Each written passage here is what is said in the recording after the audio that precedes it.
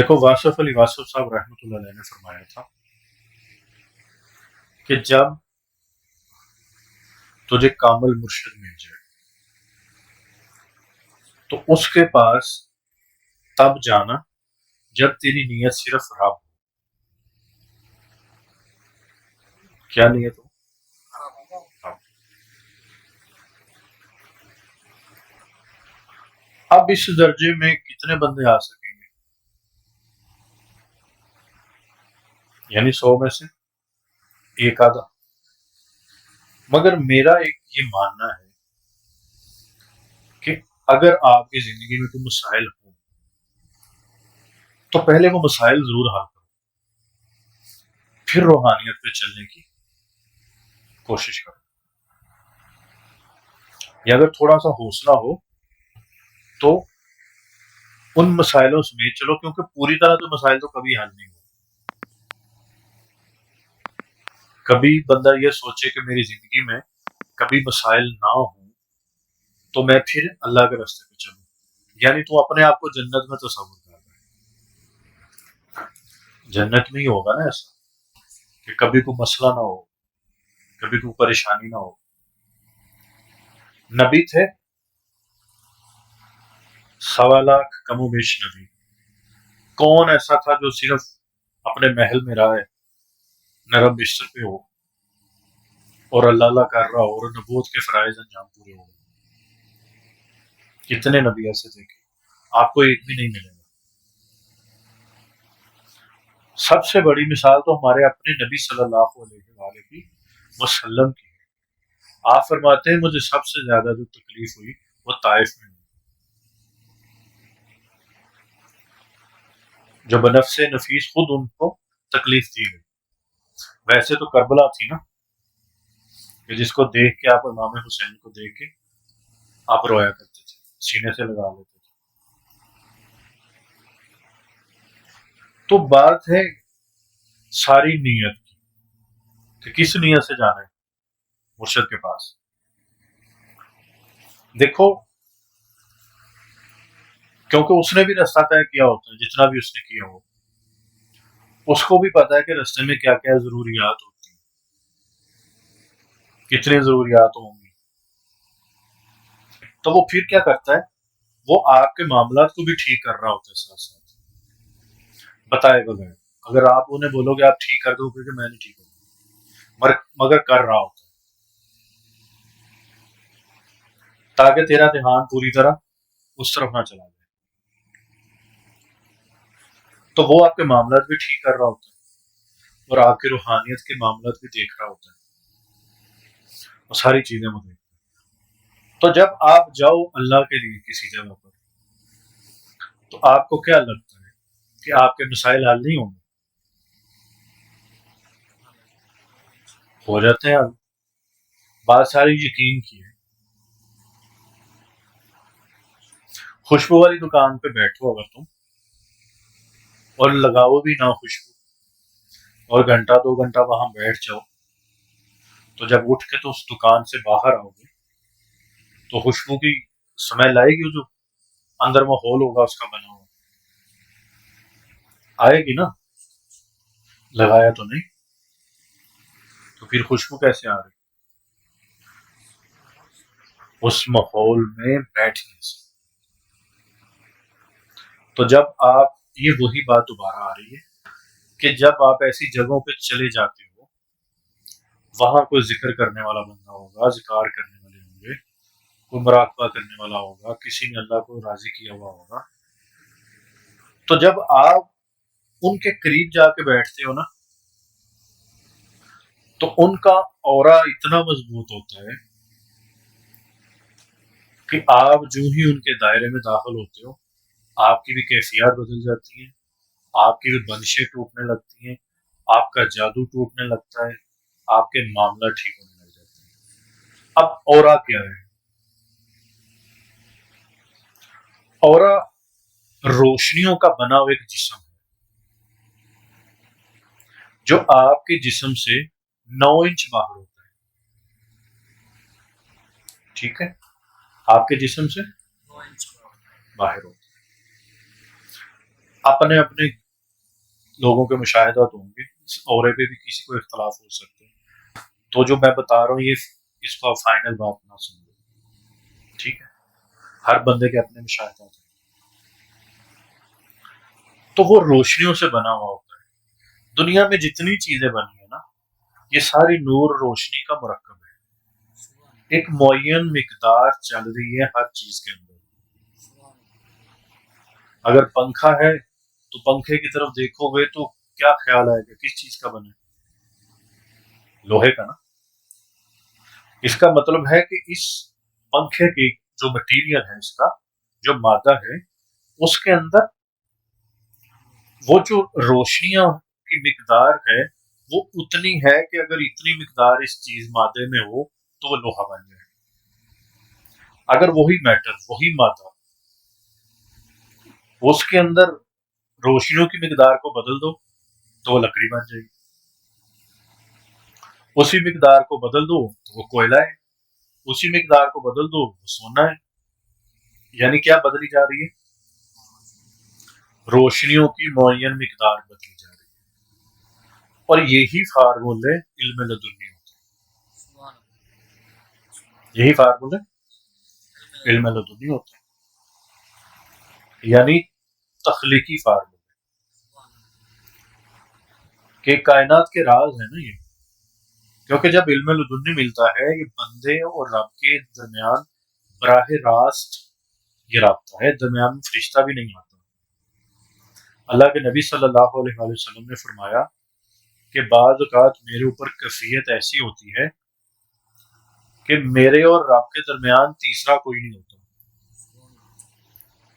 मेरे और रब के दरमियान तीसरा तो नहीं, दूसरा कोई नहीं होता। वो तो महबूब और मुहिब है ना, तो दो ही तो ना हुई, बात तो एक हुई। यानी अल्लाह उसके रसूल के दरमियान दूसरा कोई नहीं होता। अब ये मुकाम और मर्तबा कौन सा है कि बंदे के ऊपर वो कैफियत आ जाए कि बंदा और रब बराह रास्त हो जाए, फरिश्ता भी ना हो। ये मुकाम रूही है।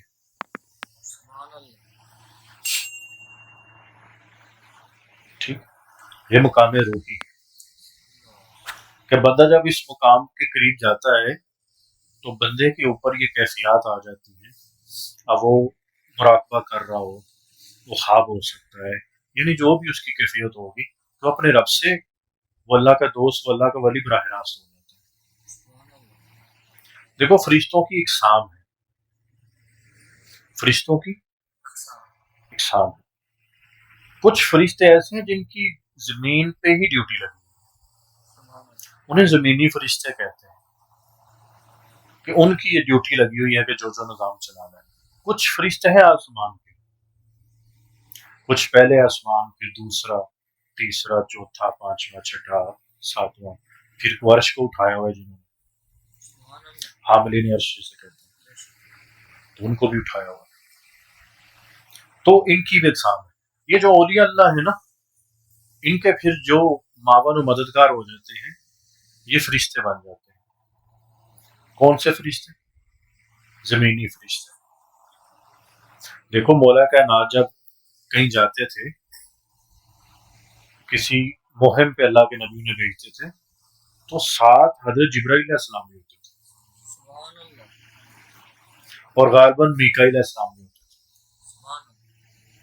कि जो ही आपने वो मार्का फतह किया, वो जो काम आपके जिम्मे लगाया गया था वो पूरा हुआ, तो फरिश्ते फिर वापस चले जाते। ये जो आपने खैबर का दरवाजा उखाड़ा था, तो वो ताकत कहां से आई थी? वो ताकत नबी पाक के लुआब दखन की थी। जब आंखें आपकी दर्द कर रही थी,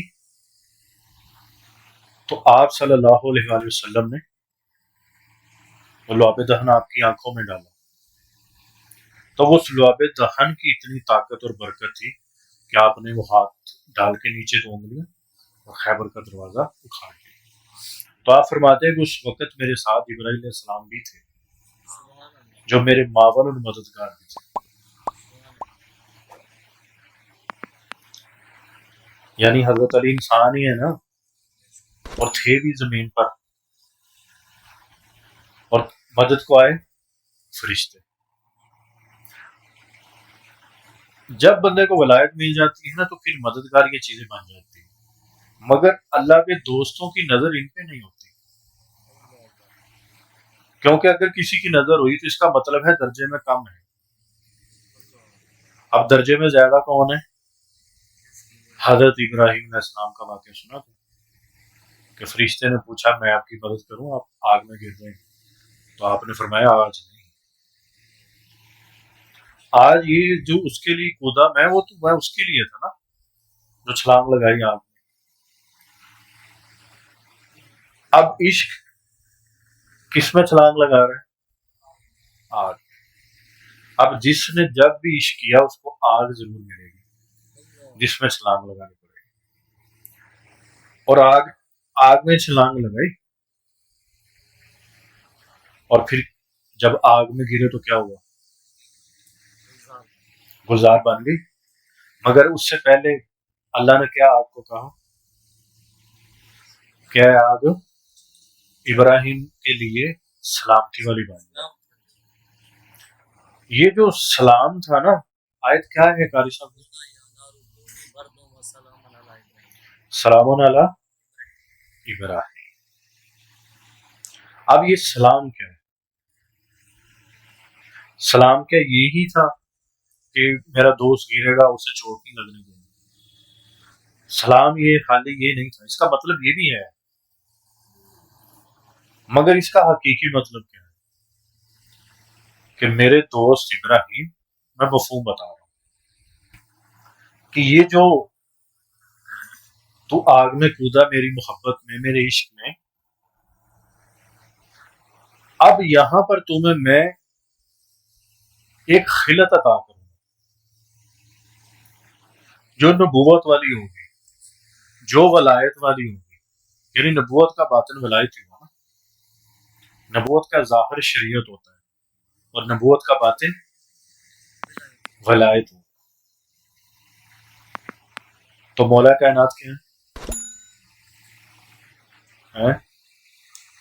یعنی ولایت آپ ہی عطا فرماتے ہیں نا، تو میرے نبی کا جو باطن ہے، جو نبی پاک صلی اللہ علیہ وسلم کی جو جتنی بھی ایڈمن ہے، نبی پاک صلی اللہ علیہ وآلہ وسلم کا جتنا بھی تکوینی نظام ہے، نبی پاک کی جتنی وہ سیکٹریٹ ہے، اس کے سارے کی اتھارٹی جو فل ہے وہ مولا کائنات کے پاس ہے۔ ٹھیک ہے، اب جو اللہ نے سلام بھیجا نا ابراہیم علیہ السلام کے اوپر، وہ حالی یہ والا سلام نہیں تھا کہ تو میرے لیے آگ میں کودا تو آگ ٹھنڈی ہو جائے، خالی یہ نہیں تھی، وہ وہاں بتایا گیا کہ سلام کا مطلب تھا کہ ہم نے آپ کو اپنی دوستی کے لیے چن لیا، منتخب کر لیا، اب وقت ہے وہ خلت پہ پہنانے کی۔ اس سلام کے اندر یہ سارا واقعہ ہے، ایک لفظ کی یہ تشریح کر رہا ہوں میں اسلام کی، کہ اس ایک لفظ قرآن کے ایک لفظ کے اندر اس کی کیا کیا اللہ نے واقعہ بنا دیا۔ وہ پھر سلام تھی کہ جب سلام کو اللہ تعالیٰ نے ان کے اوپر نازل کیا تو پھر جنت سے ایک خلت آئی، اسے کرتا کہہ لو، اسے چادر کہہ لو، اسے جو بھی آپ نے نام دینا وہ دے لو، اسے قمیض کہہ لو، وہ پھر اللہ اپنے دوست ابراہیم کو پہنایا۔ اب روحانیت کے اندر ایک مقام ہے، مقام خلا۔ ولی وہاں تب ہی پہنچ سکے گا جب وہ ابراہیم علیہ السلام جیسی عادتیں آ جائیں گی، اخلاق آ جائے گا، اس طرح سے تسلیم و رضا آ جائے گی، آپ اس مقام پہ تب پہنچ سکو گے۔ آپ سے مراد جتنے بھی اس راستے میں اللہ کے لیے سفر کریں گے، اللہ کے دوست، تو تب بندہ وہاں پہنچتا ہے۔ تو بات ہے سوچنے والی کہ انہوں نے تو نہیں کہا اللہ میں کودوں گا تب جو ہے میرا مسئلہ حل ہوگا، یہ والا میرا فلاں والا مسئلہ حل ہوگا، نہیں۔ اور اچھا مزے کی بات یہ ہے پھر ایک بات ہے کہ جب کسی ولی کو بھی اللہ کی طرف سے کوئی انعام ملتا ہے، جب ایک اللہ کے دوست کو کوئی انعام ملتا ہے، اس کے اوپر فضل ہوتا ہے، تو وہ صرف اس تک نہیں رہتا، اس کی نسلوں میں منتقل ہوتا ہے۔ ہوا منتقل، یعنی ابراہیم علیہ السلام کو مل گیا، ٹھیک ہے۔ اب آگے ابراہیم علیہ السلام نے دعا کیا مانگی تھی جب کعبہ بنایا اسماعیل علیہ السلام کے ساتھ؟ ربنا تقبل منا انک انت السمیع العلیم۔ یعنی اس کا مفہوم دعا کا یہ ہے اردو میں، اللہ ہم نے جو کیا کرا ہے نا، اس کو تو اپنی بارگاہ میں قبول فرما، کیونکہ تو بے شک تو بہترین سننے اور جاننے والا، سمیع العلیم ہے نا، سننے والا بھی اور جاننے والا بھی، یہ دونوں کا کمبینیشن چیک کرو۔ یہ نہیں کہا کہ سننے اور دیکھنے والا، کیا کہہ رہے ہیں؟ سننے اور جاننے والا۔ کیا جاننے والا؟ دو چیزیں، ایک جو میرے اور اسماعیل کے اندر چل رہا ہے، اور ایک جو آنے والا واقعہ۔ اب واقعہ کیا ہونا تھا؟ مکہ میں نبی پاک نے پیدا ہونا ہے۔ روحوں کو تو پہلے ہی علم تھا نا کہ ایک روح اعظم ہوگی، اس روح نے آنے ہی آنا ہے۔ اب اس روح نے آنا تھا، اب سارے یہی چاہتے تھے کہ وہ روح ہم میں سے آئے، یعنی ہماری نسلوں میں سے آئے۔ یہ یہودی جب مدینہ میں تھے تو یہ ڈرایا کرتے تھے کہ وہ نبی آ رہا ہے جو آخری ہے اور وہ ہم میں آئے گا، وہ ڈرایا کرتے تھے۔ تو یہ جو باقی تھے یہ ڈرتے تھے کہ اگر آ گیا نا ان کا وہ نجات دہندہ تو ہماری خیر نہیں، کیونکہ ان کو تو پاور مل جائے گی۔ تو جو یہودی کہتے وہ کر لیتے۔ اب جن جن کو یہودی عالموں نے وہ باتیں بتائی ہوئی تھی نا، ان کے دماغ میں وہ باتیں آ گئی تھی۔ جب انہیں پتا چلا کہ مکہ میں کسی بندے نے نبوت کا دعویٰ کر دیا ہے، وہ کہتے تھے کہ اس سے پہلے کہ یہودی کلمہ پڑھ لے جا کے اس نبی کا، ہم پڑھ لیتے۔ تو جب یہودیوں کو پتا چلا کہ یہ تو اسماعیل علیہ السلام کی نسل میں سے ہے، انہوں نے کہا کام خراب ہو گیا،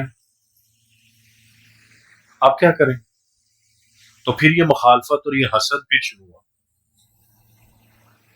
تو بات ہو رہی تھی وہاں، پیچھے چلے جاؤ، کہ اللہ اپنے دوستوں پر صرف نہیں انعام کرتا، پھر ان کی نسلوں میں بھی چلاتا ہے۔ اب حضرت ابراہیم کی نسل میں حضرت اسماعیل علیہ السلام آئے، حضرت اسماعیل علیہ السلام کی نسل میں سے کتنے نبی ہوئے؟ صرف ایک۔ اور دوسری طرف حضرت اسحاق تھے آگے ان کے، تو دیکھو بنی اسرائیل ساری چلی وہاں سے، مگر محبوب کس میں آ رہا ہے؟ اسماعیل علیہ السلام سے۔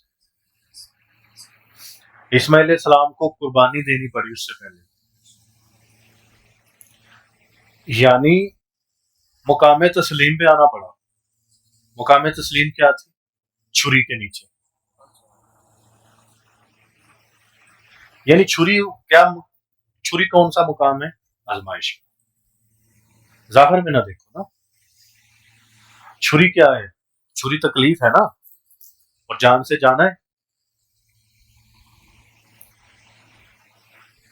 تو پھر جب تمہیں کوئی منصب ملے، تمہیں دوستی ملے، دوستی کی خیلت ملے، کو ولایت ملے، تو چھری کے نیچے ہی ہے، یعنی آزمائش کے اندر ہے۔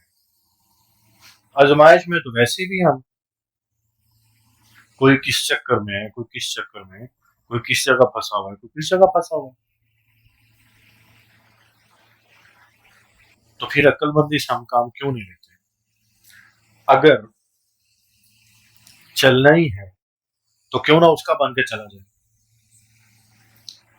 حضرت واصف علی واصف صاحب رحمۃ اللہ علیہ، آپ نے فرمایا سب سے آسان درویشی، سب سے آسان فقیری اللہ کے فیصلوں کو مان لینا ہے،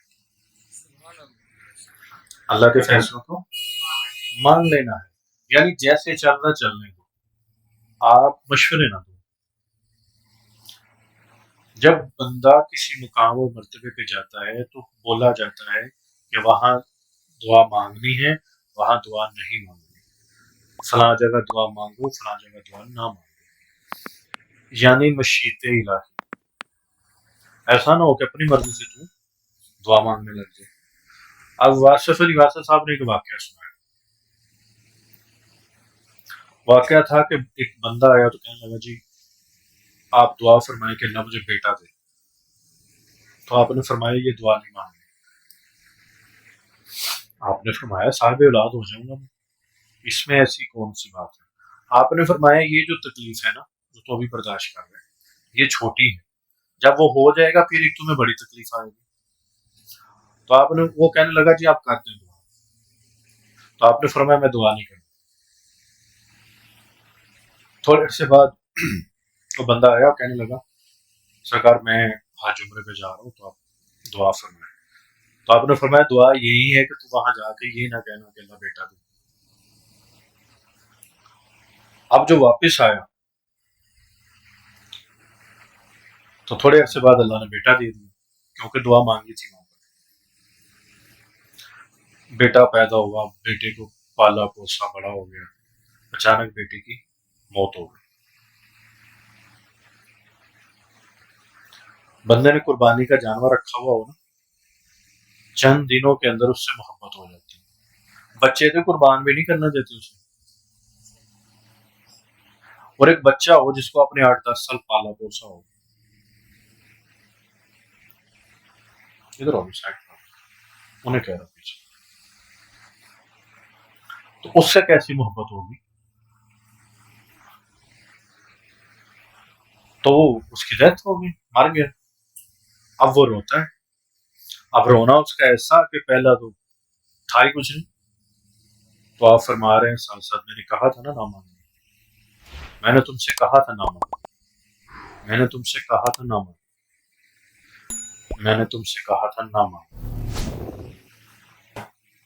تو جو بعض اوقات چیز نہیں مل رہی ہوتی یا تھوڑی لیٹ ہو رہی ہوتی ہے تو اس میں حکمت ہے، اس حکمت کا ہی تو علم دیتا ہے اللہ اپنے دوستوں کو کہ کس وقت کیا مانگنا ہے کیا نہیں مانگنا۔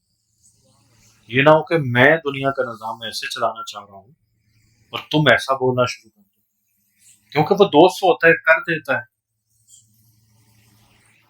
مگر کچھ معاملات نہیں ٹھیک ہوتے تھے۔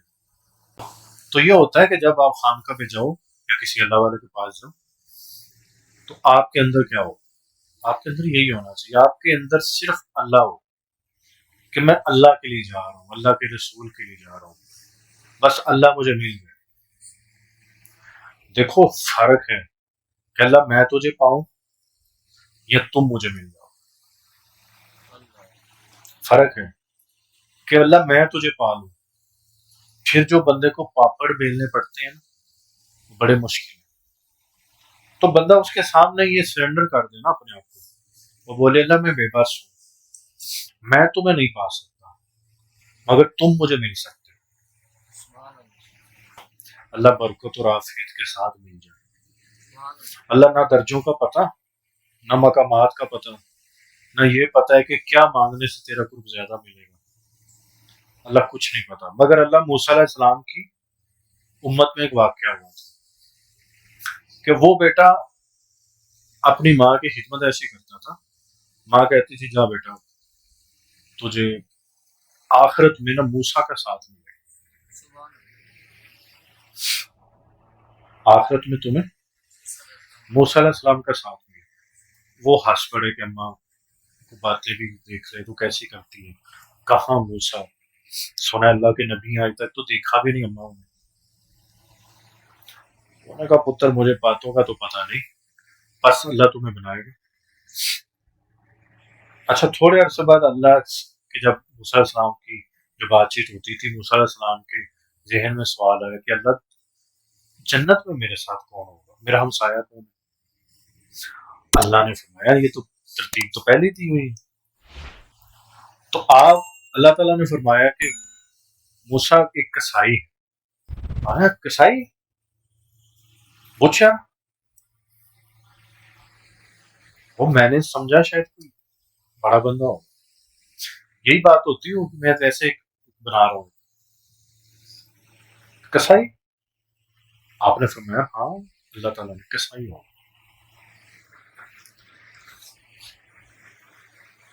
آپ نے فرمایا اللہ میں نے دیکھنا ہے کسائی.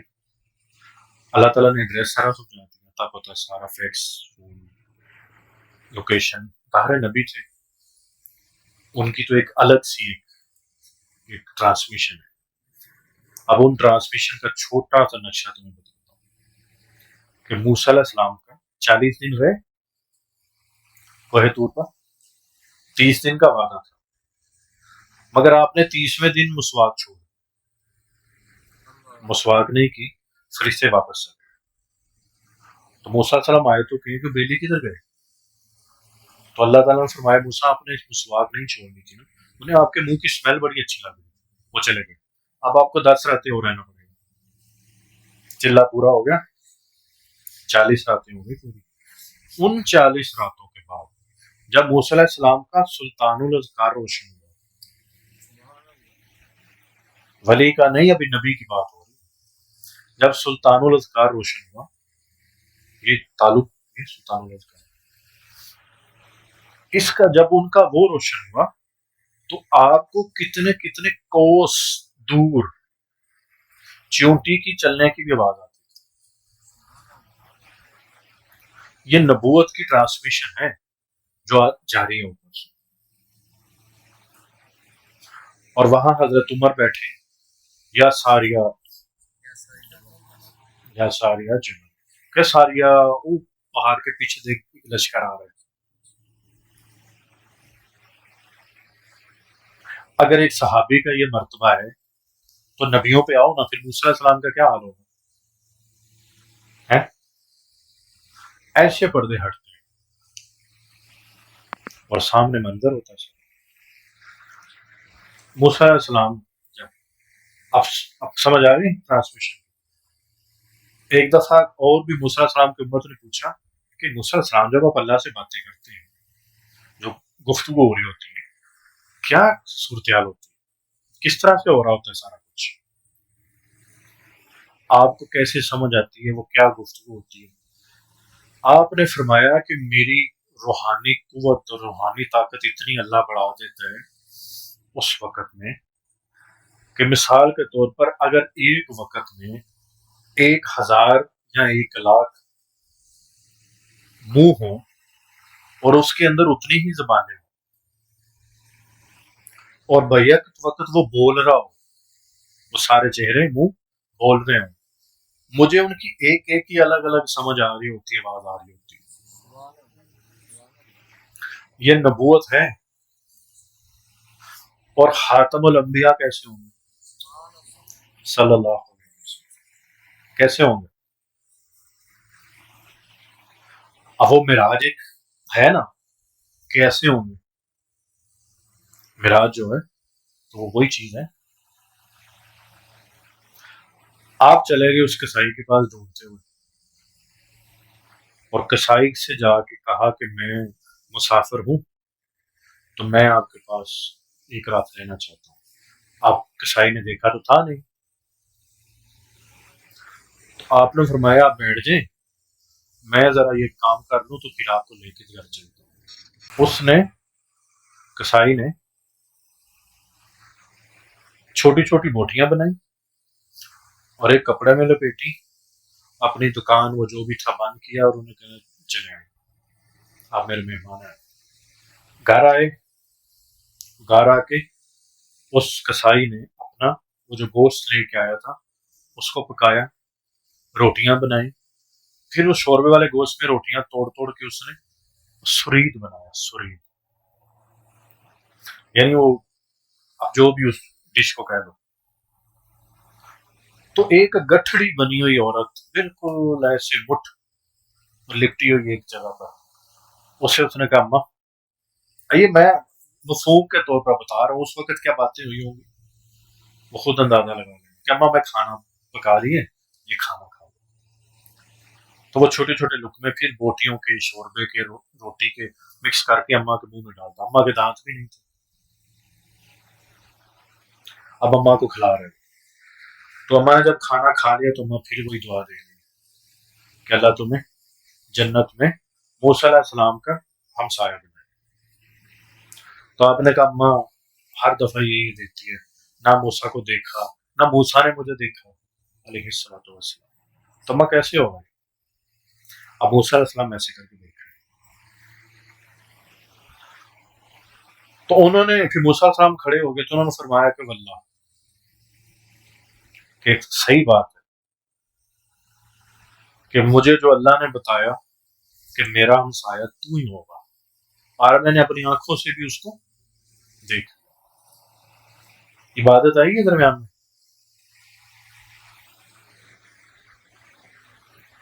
क्या आया है? दो चीजें, एक अखलाक और एक खिदमत। उसमें अखलाक था तो अम्मा अब्बा का ख्याल आया ना उसको खिदमत करने का। और इधर आ जाओ नबी पाक की उम्मत पर, अवैस रजी अल्लाह तआला, हजरत अवैस करनी। तो आप हैं, तो आप अपनी अम्मा को अकेले छोड़ के मदीना नहीं आ रहे, क्योंकि उसकी खिदमत करने वाला कोई भी नहीं। अब हमने रूहानियत को किससे तशबीह दे दी हुई है? तस्बीह, मसल्ला, अलग हो जाओ, बस ये। रोजे भी अल्लाह ने वापस कर देने हैं, नमाज भी वापस कर देनी है, हर चीज अल्लाह ने वापस कर दी। उसने तो दिल देखना है, वो है नहीं हमारे पास चीज। तो आदत वैस करनी रजी अल्लाह तआला। अब अल्लाह के नबी सल्लल्लाहु अलैहि वसल्लम इस दुनिया से जाने से पहले एक खिलत देते हैं, और हजरत अली करमल्लाहु वजहुल करीम और हजरत उमर फारूक रजी अल्लाह तआला अन्हु, इन दोनों हस्तियों से आप फरमाते हैं कि उमर और अली, ये वाला जो खिलत है ये हज पे आएगा, वो नाम होगा वैस, और फलबैरी का निशान भी होगा, पक्का सा रंग होगा, यमन से आएगा, यमन में फिर कर्न इलाका वहां से आएगा, ये निशानियां, इतना कद होगा, ये ऐसा होगा, ऐसा होगा, जानवर चरा रहा होगा, ये उसको देना है, मेरा सलाम भी उसे देना है, और उससे कहना है कि उम्मत के लिए दुआ करे मगफरत की, क्योंकि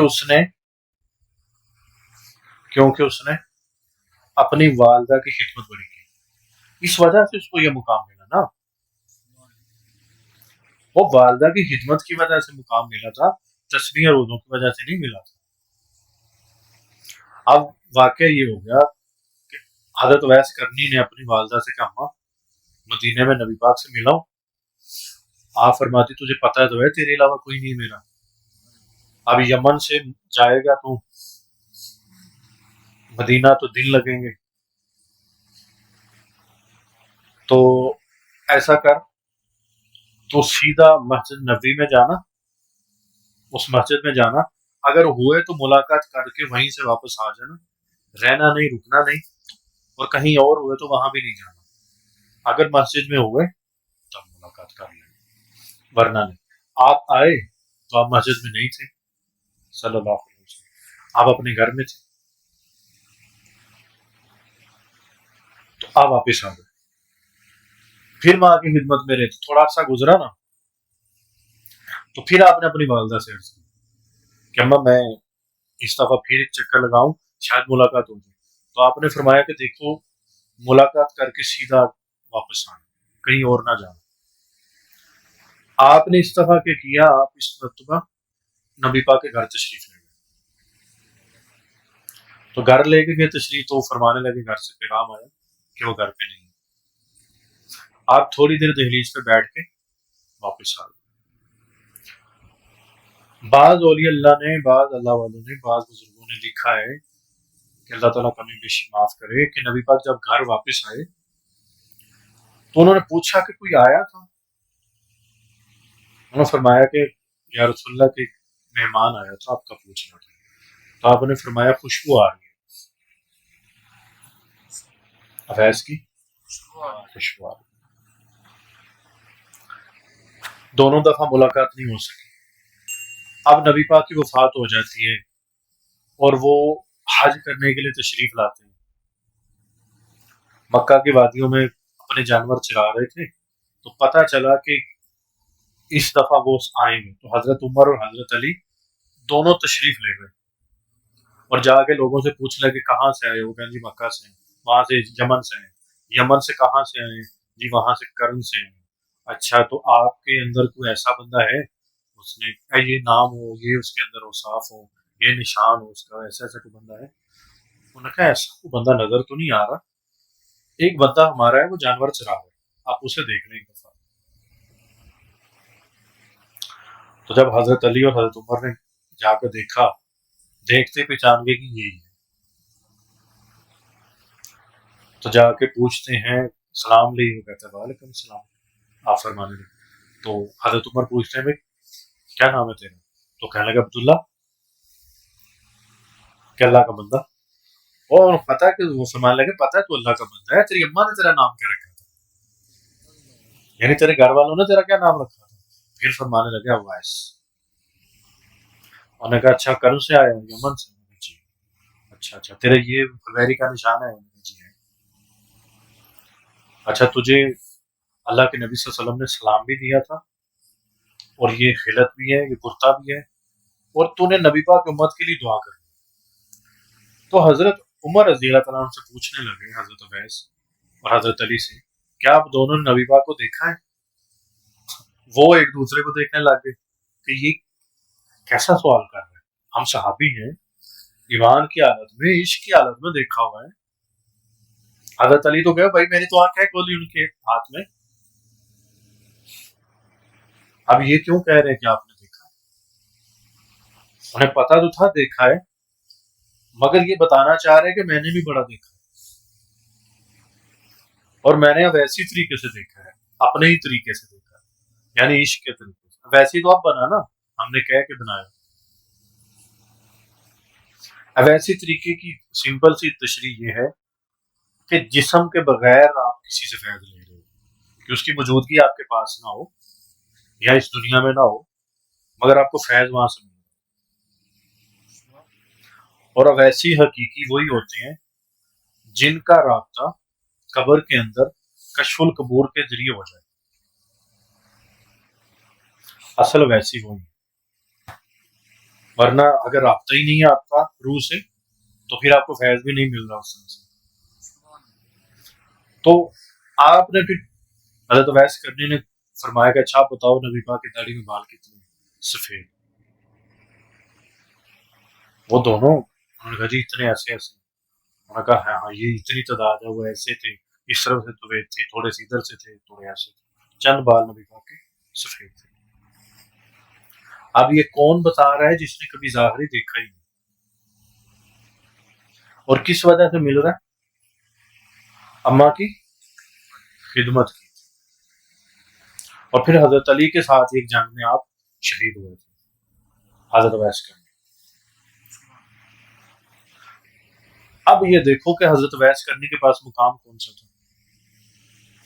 وہ جس مقام کے لیے دعا کرا رہے تھے وہ مقام مغفرت تھا. یعنی 10-11 منازل ہیں ولایت کی، پھر یہ آگے بنتی بناتی 100 ہو جاتی ہیں، مگر ان 10-11 میں مقام مغفرت بھی ہے. تو اب یہ ہمارے ذہن میں آ جانا چاہیے کہ اب ہم محفل میں کسی میں جائیں، کسی اللہ والے کے پاس جائیں، تو سب سے پہلے جو چیز ہو دل میں وہ اللہ اور اس کا رسول، کہ ہم جا رہے ہیں اللہ اور اس کے رسول کے لیے جا رہے ہیں. انہی کی برکت سے ہمارے دنیا کے مسائل بھی حل ہوں گے اور آخرت کے بھی، مگر نیت کیا ہو؟ اللہ اور اس کا رسول صلی اللہ علیہ وسلم. کیونکہ نہ اللہ رسول کے بغیر ملے گا، نہ رسول اللہ کے بغیر ملے گا۔ وہ کہتے ہیں، میاں صاحب نے فرمایا کہ اللہ اگر زمین پہ بھی اتر آئے تو رب رب ہے، اور بندہ عرش پہ بھی چلا جائے بندہ بندہ ہے۔ ٹھیک ہے، تو بس یہی آداب میں یہی آپ کی نیت بھی ہونی چاہیے، اور جس نے یہ نیت کی تو وہ دین اور دنیا روحانیت میں انشاءاللہ کامیاب